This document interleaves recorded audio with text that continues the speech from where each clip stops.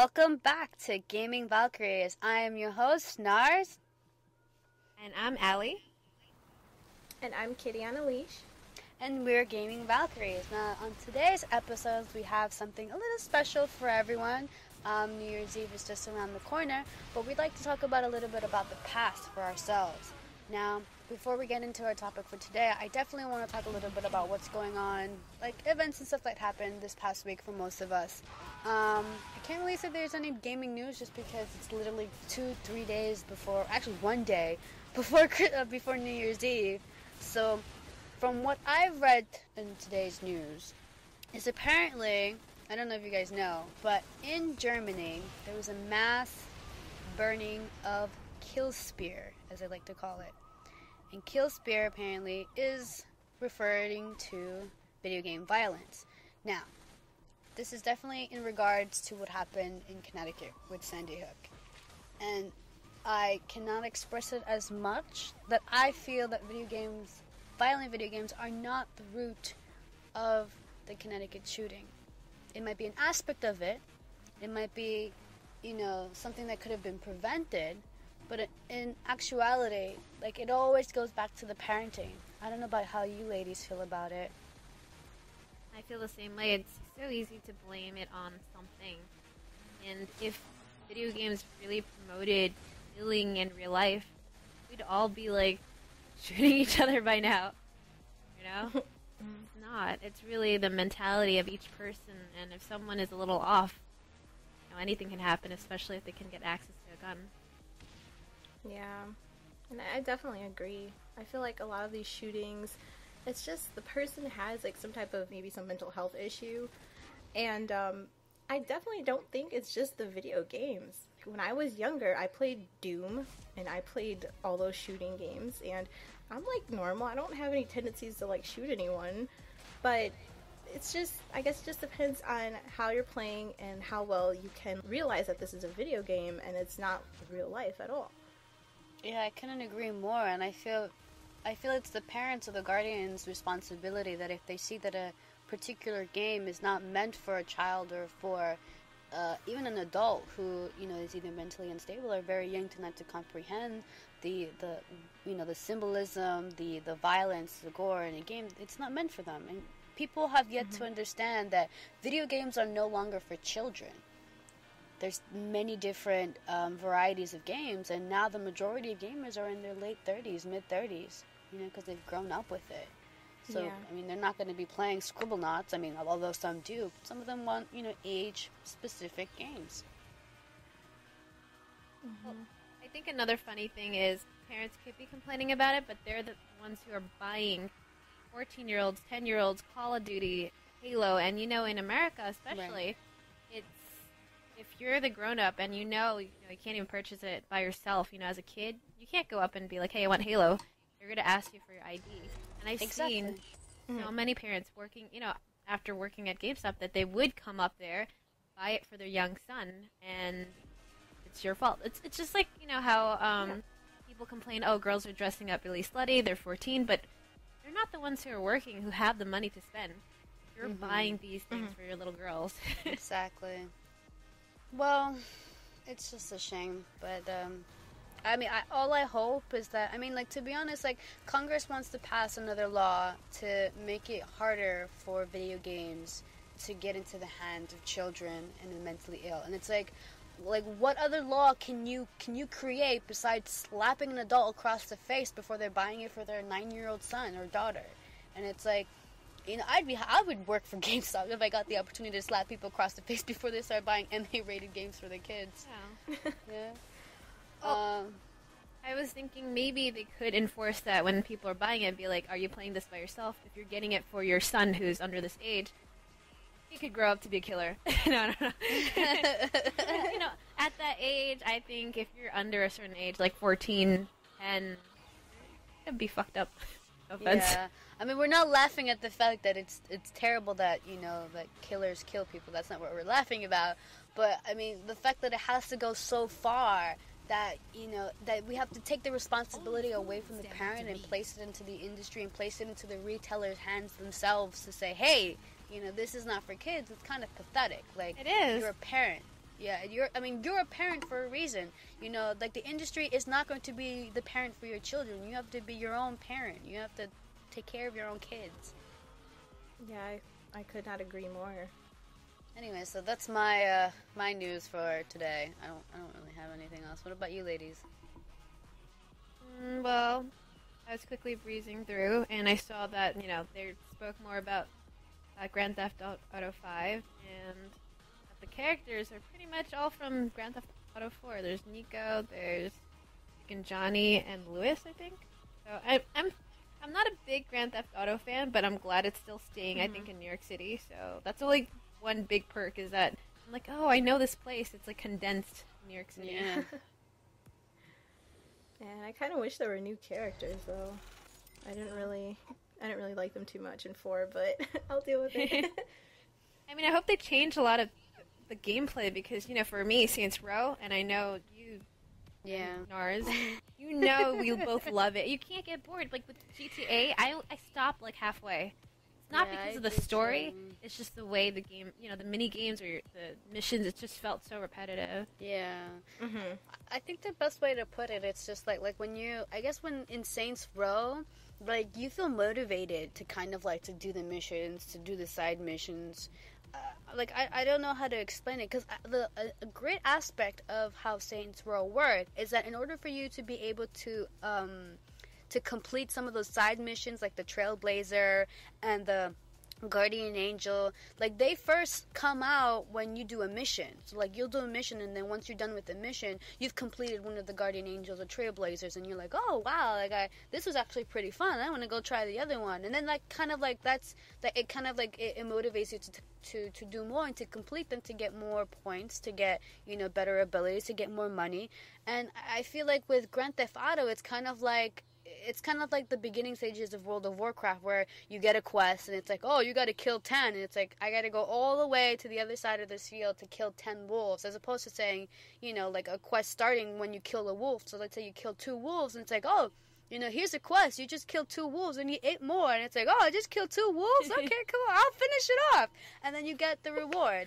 And it's just kind of like a video game psychology, like the way the psychology of Grand Theft Auto works compared to Saints Row 3. It reflects a lot of what a gamer would like to be reinforced as opposed to Grand Theft Auto. I mean, who knows? Maybe GTA5 is going to be a little bit different. Yeah, that's what I'm hoping for. Me too. Yeah.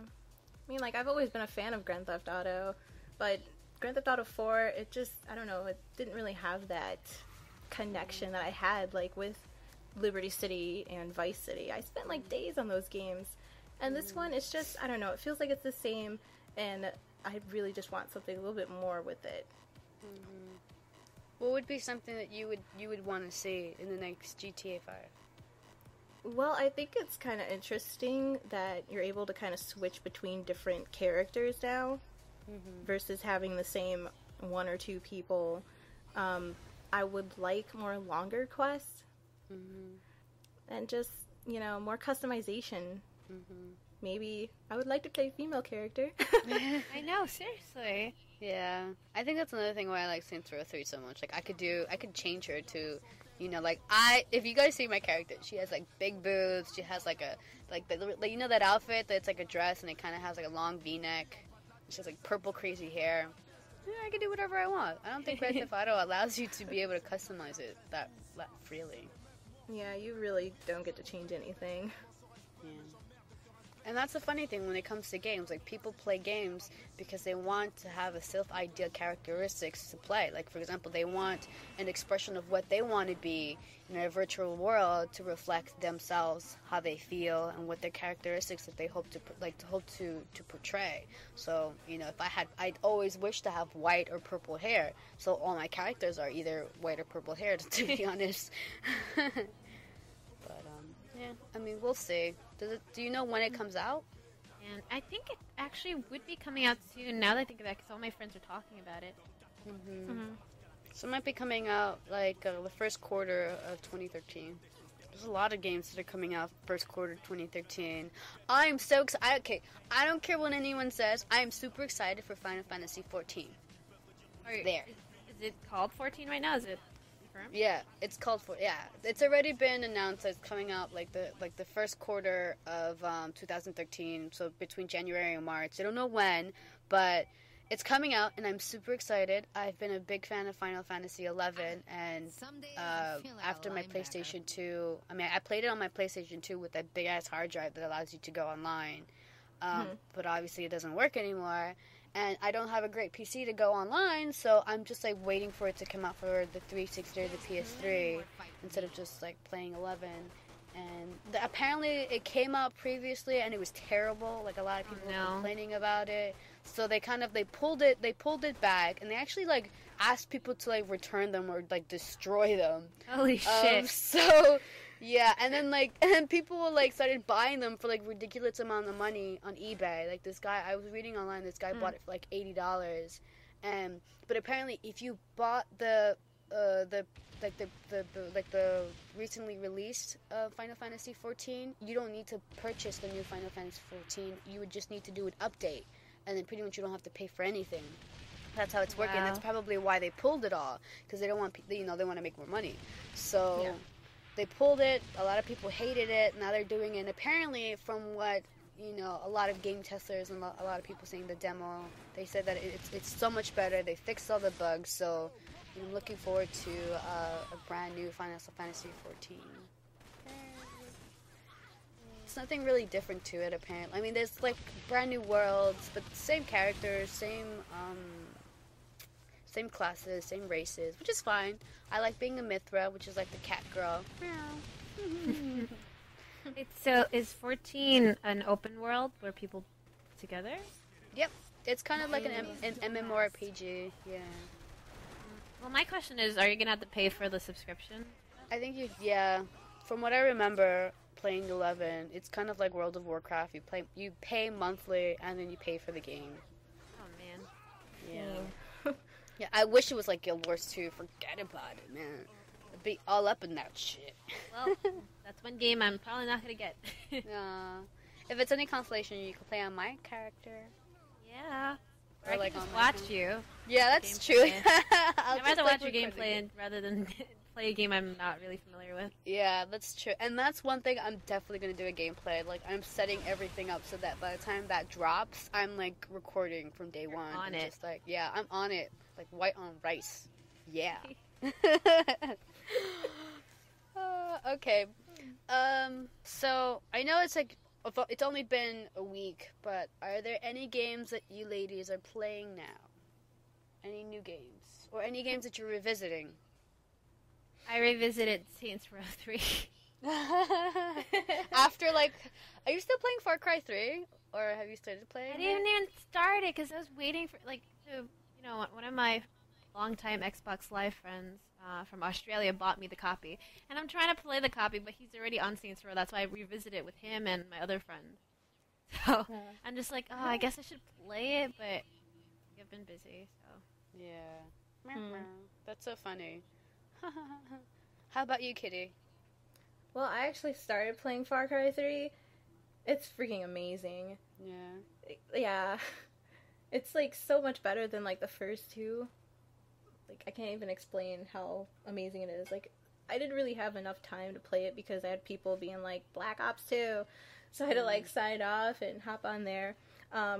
Also, I've been playing Batman Arkham City. And I've been wanting this game for the longest time, and I finally got it for Christmas. Amazing. Yes, it's so amazing. I have the original, like the first, like when it was first released. I know there's like there's two different versions of it, isn't there? Yeah. I have like the the game of the one. year. And... Yeah.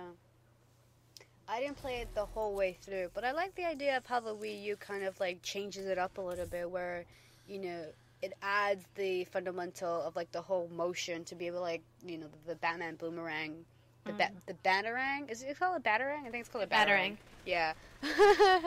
you can like move the batarang with your actual Wii remote, but I mean, I haven't heard a lot of good things about the Wii U, to be honest. I mean, I haven't heard bad things, but I haven't heard good things either, so still not gonna purchase it. Although I heard it was like sold out. Really? Before Christmas hit. Mm-hmm. Oh, well, yeah. I know my friend wanted to get one, and he's like, oh, it got sold out. I'm like, Not exactly dying to get it. Ditto. I'm not exactly dying to put $300 down for it. Okay, so for me, I'm actually reliving a couple of games. As you know, my PS3 had the Yellow Light of Death, so I have nothing better to do than to relive some PlayStation 2 games. So right now I'm playing Persona 3, and among others, like I have like Arc the Lad, I have Growl Lansler, I have Valkyrie Profile. I'm playing Guilty Gear as well. So I'm just kind of like picking one and then like playing it for like 20, 30 minutes and then stopping. And then picking up another, playing 20, 30 minutes, stopping. So I've been doing that for a while, and I think someone told me, just like, stop doing that. Like, you have to play one through. And it's true, because it's like an RPG game. Like, you have to invest time in it. But I'm so indecisive. Like, when you have so many choices, you just want to, like, do everything. You know? Oh, that happens to me all the time, too. Oh, And it's like no, I was gonna say it's the same thing when I go to like a diner. It's like it's really hard to choose because you got so many choices with anything, you know, games with too many choices. Yeah, totally agree. But yeah, my sister though has like chain and balled me to Persona 3. She's just like, you've got to beat this game because this is the one you've gotten the farthest with. I'm just like, man. But it's okay. I love Persona 3. Like, I love the story. I love the anime. The only thing that I'm kind of, like, iffy about it is because Persona 1, 2, and 4, you know, they have great stories. But they don't, like, Persona 3 bothers me the most because it requires you, in order for you to unleash your persona, you have to shoot yourself in the head. And I'm just like, yeah, you have to use, I forget what the gun is called, but you have to use this particular type of gun in order to, like, call upon the persona within you. It like, comes out and it fights for you.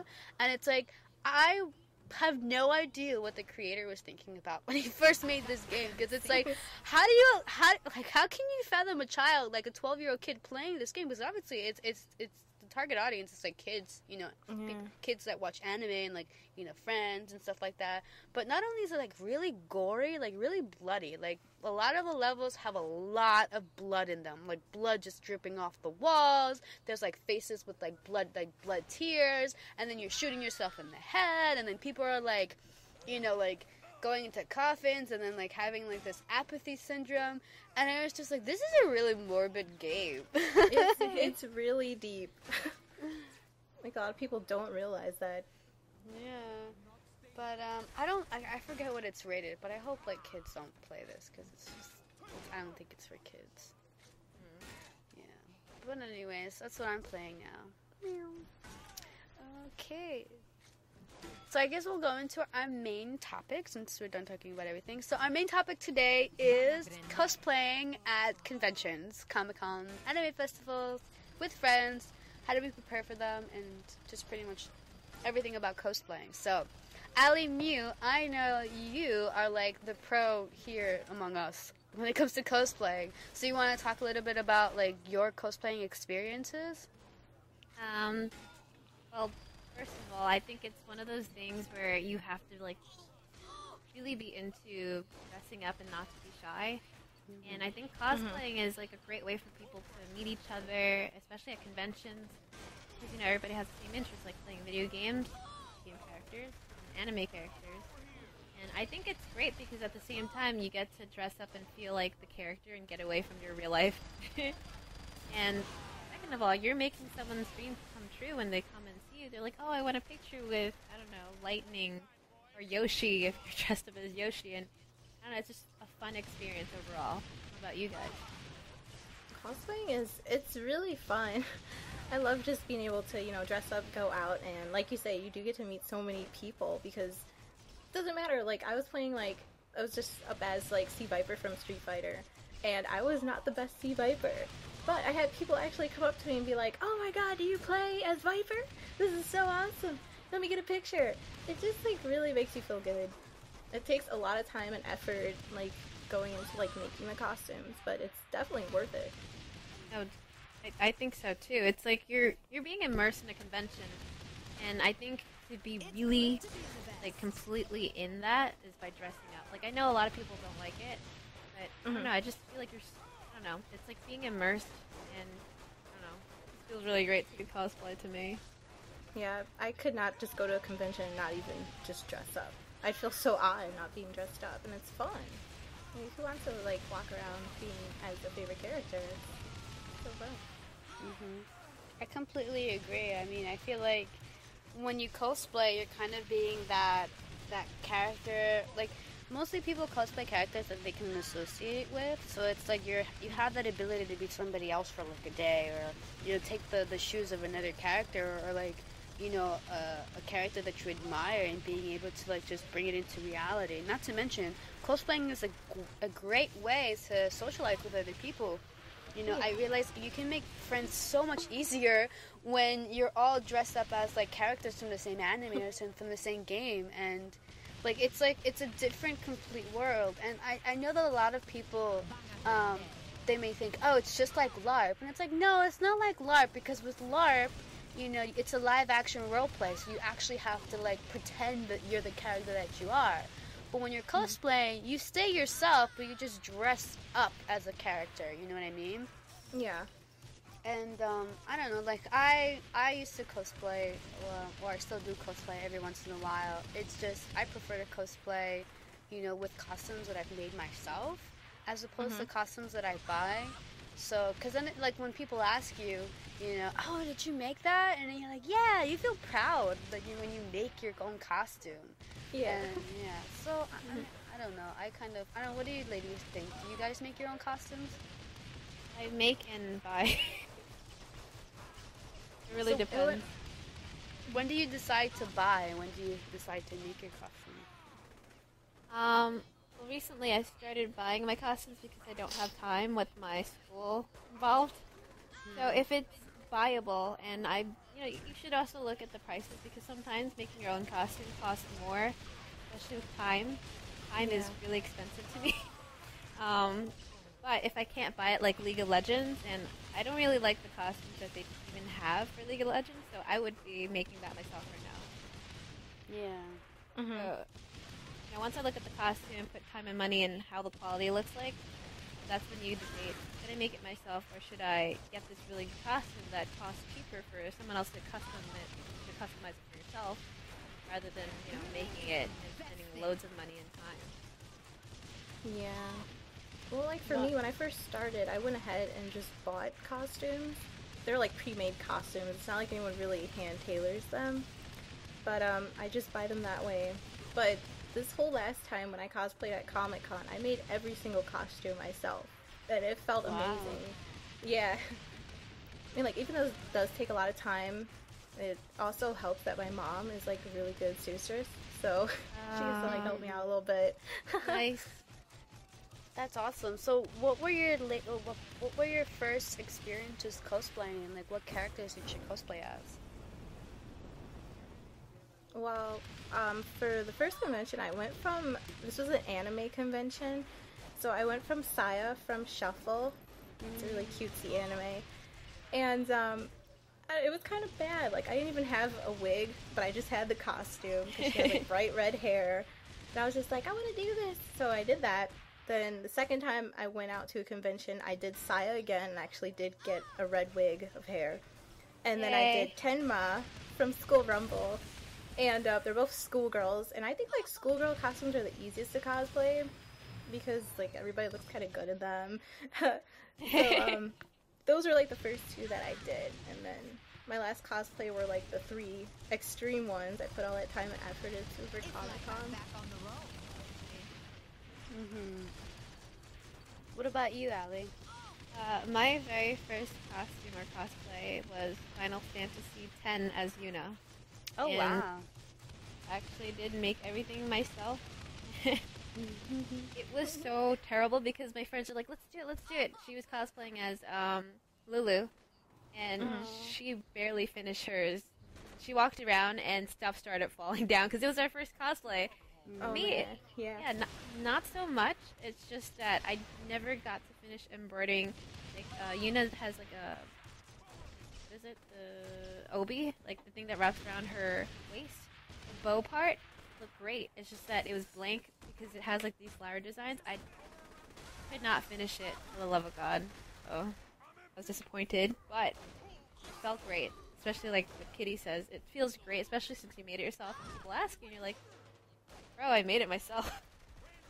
Yeah, it's kind of like when you go to the Comic-Con floor or the anime festival floor, you go with like the confidence that this is your craftsmanship, like you made this, and it's like you're displaying your art, you're displaying your hard work and achievement, and it's like perfecting, the image that you're trying to portray.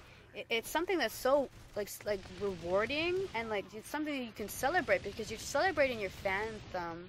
You're celebrating that you're a fan of this particular costume or this particular character. And a lot, and like especially in these like conventions, people respect that. People come up to you, they take pictures, they admire it, and it's really reinforcing, it's reassuring, and I think that's why one of the aspects of why a lot of people do it. No, I totally agree. It's actually funny that we have this topic today. During Comic-Con, there was actually a New York City Comic-Con. There was a panel. It was called The Psychology of Cosplay, and it had a very famous psychologist. I forget her name, but she goes by the name of Arkham Asylum Doc, and she has a PhD in clinical psychology when she's not role playing or cosplaying. But she works in the science lab in West Coast University, and she talked a lot about like the psychology of cosplaying. How it's not so much that that it's Halloween and we're dressing up. We're taking it a little bit like it's totally different from Halloween in the same sense that there's some social expectations and acceptances with Halloween costume, like being really slutty or like wearing like slutty nun or something like that, and then getting drunk or something like that. But with cosplaying, you're fully aware that it's not for everyone. Like, you're cosplaying not for everyone to look at you, but you're cosplaying for yourself. You're crafting something with your own hands, and you're showing the world your ability and your like what you love and what you admire and the character that you have invested so much into.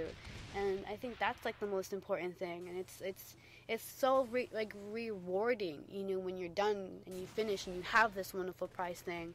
I mean, my first cosplay ever when near at the Big Apple had what's it called? The Big Apple Anime Festival. Yeah. It was like that was the Big Apple Anime Fest. Yeah, it used to be at the Marriott Hotel. Like they no longer have it anymore, which totally sucks. It does. But I said it does because the anime scene kind of died. Yeah, it sucks so much. Like now we have to like check the Anime Boston or like have to do everything at New York City Comic Con. But my first character that I cosplayed was actually Lena Inverse from Slayers. And the reason why I cosplayed her was, I was, ever since I was a kid, I loved magic. And so, whenever I played a game, especially if it was an RPG, I would always be a mage or a healer.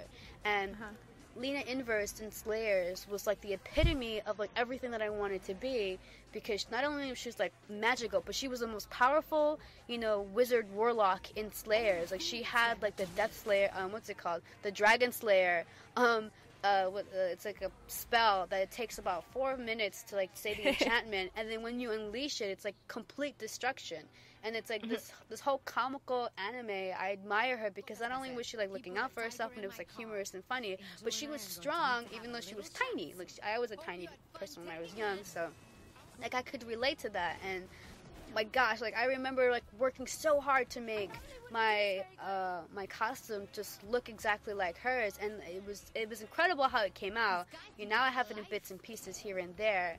But, once I was done and my hair was, like, dyed red and I had everything, like, everybody was, like, enamored with me. But it wasn't so much that I was looking for the recognition from everyone else. I was just proud to be such a huge fan of this character and to kind of, like, glorify her in this weird, awkward way by being her, at a anime convention. And it just so happened also that the English voice actress was there too, and she was like running around looking for me because I was like the only Lena Inverse that night. But oh wow, yeah, I don't think I ever met up with her. It's a shame. It is a shame. Yeah. But I guess something that I definitely wanted to talk about when it came to cosplay is a lot of people have this kind of like misconceived idea that you go to a convention in your costume. Now, like, I guess we should talk a little bit, like, how do you ladies get ready when you're going to a convention? Like, do you guys go in your costume, or do you, take a luggage with all your costume and bring it in with you? It depends on the situation. Definitely. Yeah, it totally does. Well, what do you mean by that?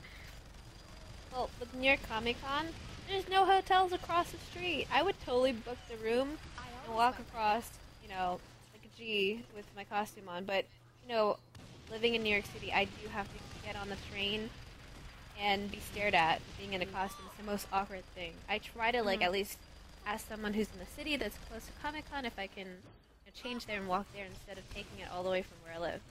But places like PAX, Anime Boston, you know, any convention that has a hotel right across or inside of it, I'm booking that so I can just walk out and be in my costume and get out of it as soon as possible if I need to. Yeah. That's like for me, like the first 2 conventions we went to, which were in like Rosemont, Illinois, which is pretty close to where we are in Chicago. I actually went with my cousins, so my aunt and uncle just drove us to the convention in our cosplays. But when I went to New York Comic Con, that was a completely different story because I was on that train looking like Sea Viper with this hair like frigging a foot on top of my head, and it was weird. Like people stared and they looked, and it was awkward. Even though my cousin was dressed up too, it was really strange for me. So the next day I went, I was Sarabella.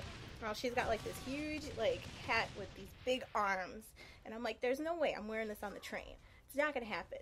So like what I did was I brought this huge bag with me to the convention, and as soon as I got in, I went into the restroom, and I felt really bad because there was a long line of people waiting to use the restroom, so I had to wait. And then as soon as I get in there and I'm like changing like right away, and you hear people talking like, oh my goodness, there's people changing in the bathroom, blah blah blah blah. And it's like, woman, okay, I came all the way from Wisconsin to come to New York to Comic Con. Please let me change. Yeah. But yeah, ever since then, I'm just gonna like, if it's a really big cosplay like Sarabella, I probably will do it at the convention. And there weren't any hotels nearby because we were like all the way in Brooklyn. So I just did it that way. But yeah, it really does kind of depend on like the location of like how close it is to get there. Yeah. I completely agree. I mean, when I did Lena Inverse, I put that out on the suitcase, and like I sprayed my hair red in the bathroom. Like, thankfully at that time, like anime festivals and anime conventions were really big. This is like probably, I'm not gonna say because this is gonna say my age, but it was a long time ago, and I remember like it wasn't that big of a deal. Like that's probably why the Big Apple Anime Festival kind of just like fell off. But I remember for New York Comic Con last year, I kind of dressed up as a Lolita, you know, with my blonde wig, and I was walking in the streets. Like, I was walking in the streets to it because my mother, I think, dropped me and my little siblings off because I was taking them for the day because it was Kids' Day. And we were walking the street. I was obviously dressed. They were also dressed as well. But they were, like, dressed kind of, like, not that big. Like, my little sister was Conan from the anime Conan, you know, the little detective. And my brother, I forgot what my brother was. But, you know, they weren't, like, that serious. I was pretty serious. I had a blonde wig on. I had, like, everything in white, and it was, like, really frilly, and I'm walking the streets, and, like, people are stopping me, like, oh, my gosh, are you a celebrity? And I was just like, what? I was like, I'm not a celebrity. And they're like, what are you supposed to be? Oh, my gosh. It's like, what are you dressed as? So I was like, I'm dressed as Alita. And, like, I kept getting stopped in the streets. Like, they were like, what are you? What are you? And I was like, I don't know. I'm a Lolita. What the fudge? Like, back off. And then when I finally got there, like, it was so reassuring, like, just to get there and, like, be amongst the nerds, I guess. And it was so overwhelming, and I'm not even going to say anything, but a lot of people thought I was Lily from Tekken, which is okay. I had, like, the same kind of, like, outfit as Lily. Yeah. But it was just so awkward, like, walking through Times Square and just having people just, like, oh, my gosh, like, why are you dressed like that? Like, and it's, like the thing with New Yorkers are nosy. Like, I realize, like, New Yorkers are man nosy. Like, especially, and, like, I say this because I'm Hispanic, so no beef, but especially Spanish people, like, if they see you, they're like, oh my gosh, look at that, oh dude, look at that, look at her, she's dressed up as something, I don't know, let's go ask her, man, what are you dressed up as, where you going when you go to a Halloween party? Dude, it's like October 11th, it's not even October 31st yet.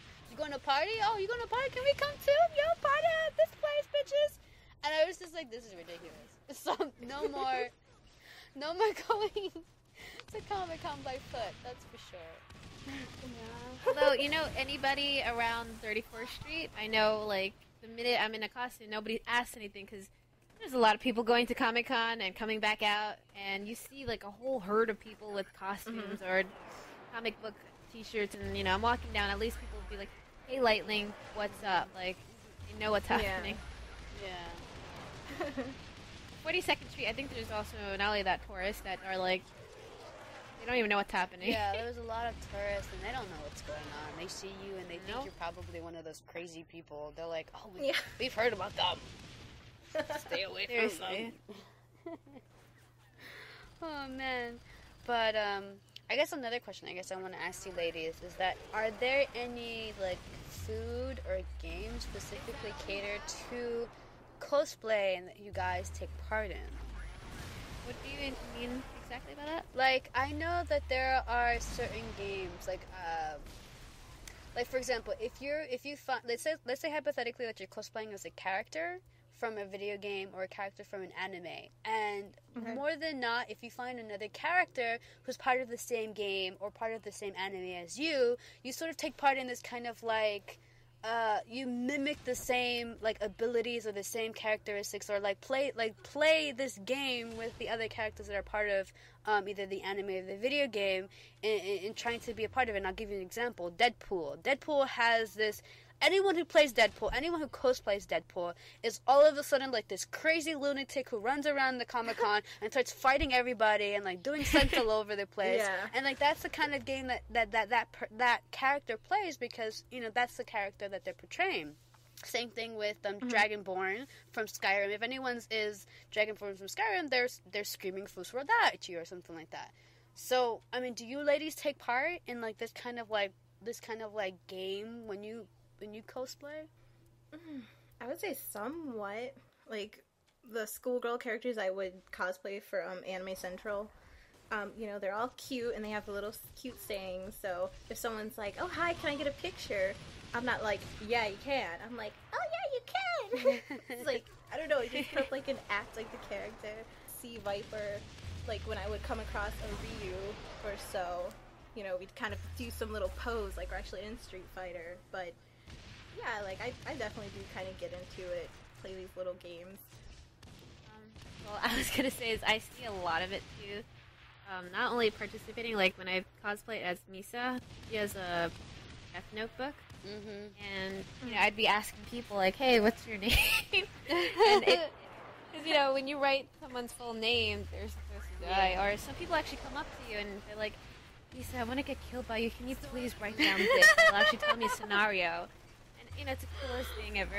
And also seeing people, you know, interact, like, if another character, someone who's cosplaying, you know, comes across another person cosplaying from the same, you know, anime or game, they'll actually, like, you know, interact. And it's the coolest thing. They're like, oh my god! Like, I've seen, like, I think a Lightning and there was a Sarah across the room. Like, oh my god, it's my sister! And, you know, they'll automatically pinpoint that voice and look at each other and actually run together. It's like these people don't know each other, but they're interacting. Yeah. Amazing. Yeah, it's like exactly what you said. Like, it's so amazing how people can like connect just like when they're cosplaying as like different characters.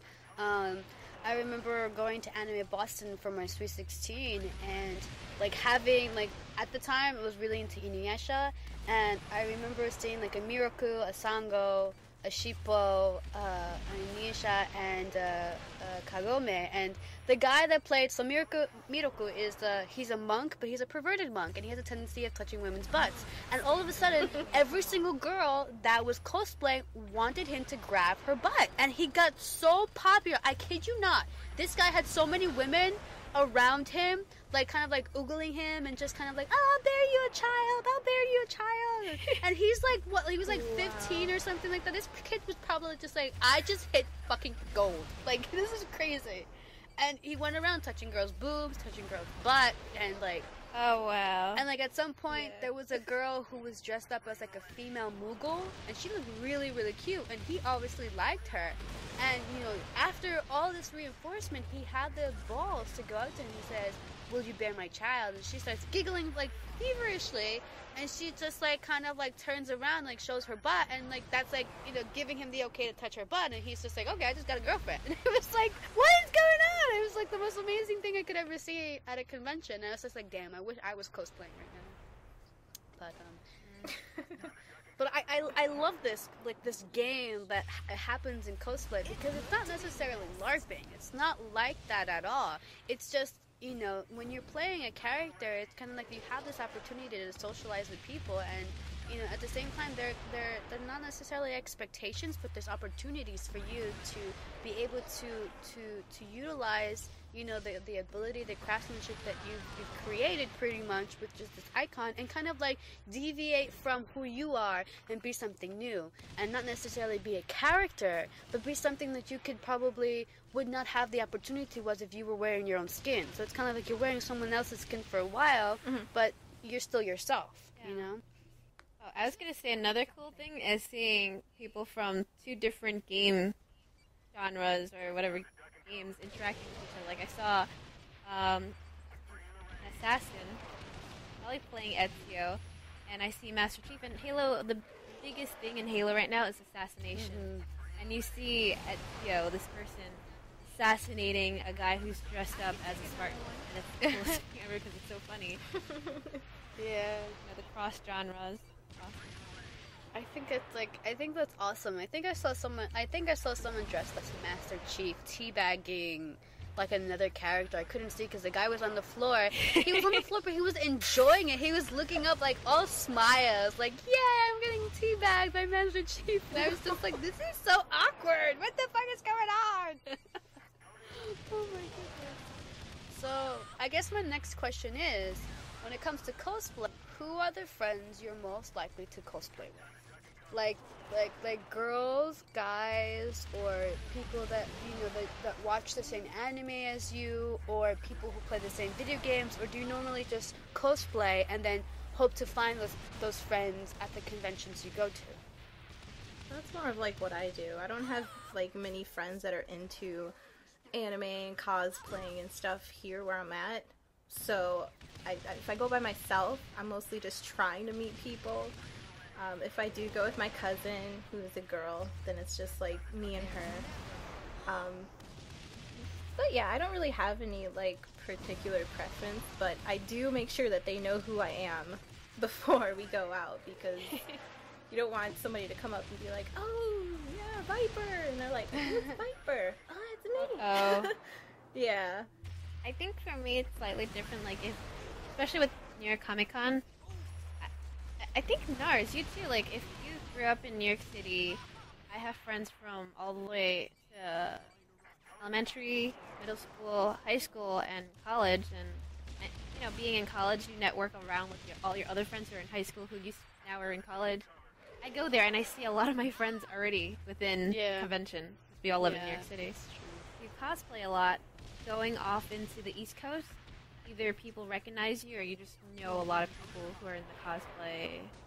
Yeah. I think that's pretty much how I travel. And of course, I have my core friends that love going, and I'll go out with them to conventions. Yeah, I completely agree. Like, I think it's just because New York City, like, New York City Comic Con happens one place, one time of year. So, if I have like any of like friends from my school, from my college, from high school, from middle school, that were like remotely interested in anime or video games, they would go. If they're cosplaying, I would definitely see them. And like this past New York Comic Con, I did see a lot of them cosplaying, which was really fun. It's a shame I wasn't cosplaying because I was actually working. But yeah, you're absolutely right. Like, even though like I may not commune, or like I may not, you know, get in contact with a lot of my friends, you know, I normally find them there already cosplaying. So yeah.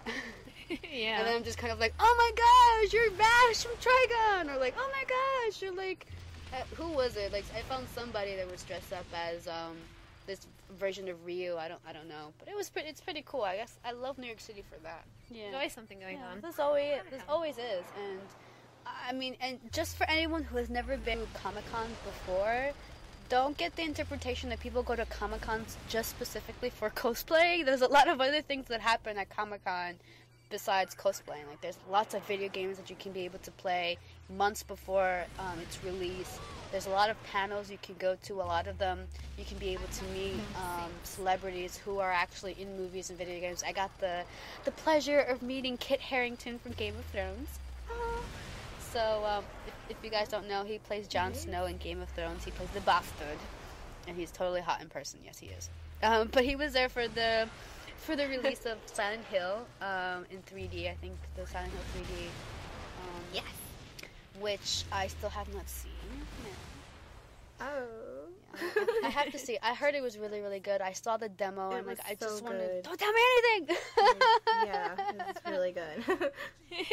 But yeah, there's like tons of other things to do at Comic-Con. Like there was a lot of like psychology panels as well, like and entrepreneurship. Like if you're wanting to open a comic book shop or if you're thinking about being a game developer, like there's so much to do at Comic-Con besides just cosplaying. And I don't know, like there's, if you've never been to Comic-Con before, I highly recommend it. My dream came true when I met Robert Kirkman of The Walking Dead in my Michonne cosplay. Really good place to start networking too. Absolutely. We Girl Gamer World got the opportunity to interview 3 of the Frag Dolls from Ubisoft, which was Nice. Which ones?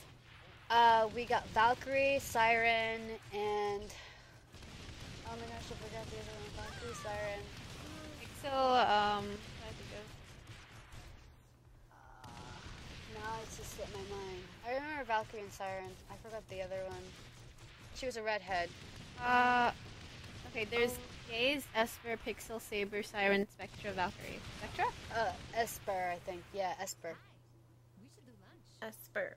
Yeah. Okay. I believe it was her. But it was awesome. Like, they were such chill girls, and, like, I asked them hard questions, like, how do you counter, you know, like, the whole stereotype of being a girl gamer in the video game industry? Like, especially since the Frag Girls, they got a lot of hate in the very beginning because Ubisoft doesn't really want to mention this, but a lot of the women that they have for the original team weren't really gamers. They were mostly models. And I know Valkyrie, she's been, you know, part of the original. Like, Valkyrie has been there since Frag Doll started. And she had, and I love the way she put it. She said, the Frag Dolls will and always try to aspire to be a role model, a positive role model for girl gamers out there. You know, whatever happened in the past, like, you know, we're only trying to become better. And I thought that was really amazing, you know, that you know, regardless of what happens, like, they're all aiming to just have fun, to play games, and to just be a great role model, especially in the MLGs and, you know, and just in every industry. So I thought that was pretty cool. Johnny would have loved that one. But at this point, is there anything else you ladies want to talk about that you want to get out there before we wrap up? Especially when it comes to Comic-Con, like any advice for any cosplayer or cosplayer noobs that are out there, or anyone who's like interested in cosplaying? Always expect the worst with cosplaying. Always think about everything that you're wearing, if it's comfortable or not. Bring a change of clothes that's like very light, you know, maybe sweatpants and a t-shirt so you can change out of it. Especially for female cosplayers, really think twice if you really want to wear heels. Oh my god, yes. Seriously. You were killing me. Oh my gosh. Always bring flats, like, or slippers, something, because your feet is really important. You won't enjoy the whole convention if you're gonna be like crippled. Yeah, I absolutely agree. Like, I mean, I say this because I had a torn ligament, so I mean that doesn't necessarily I remember, count. But you're on your feet at Comic-Con, and there's so much to do. It's huge. There's like so much to do, so much walking, so much things to see. So, I mean, like, there's a lot of people on top of it. You know, you want to be the most, you know, be comfortable, have fun, but you know, most important, your feet are really important to be, you know, comfortable to walk around, to get around. You know, Definitely. yeah. So, well, at this point, ladies, I think we just about wrapped it up. So, yeah, tune in next week for our wonderful episode where we'll finally be talking about long-distance relationships, experience, questions, and comments, and how you can be able to have a wonderful long-distance relationship. Because it is possible. You just need to work at it, just like with any other relationships. So thanks so much for watching or listening to Gaming Valkyries. I'm Nars. I'm Allie Mia. And I'm Kitty. And we'll see you next time. Bye. Bye. Bye-bye.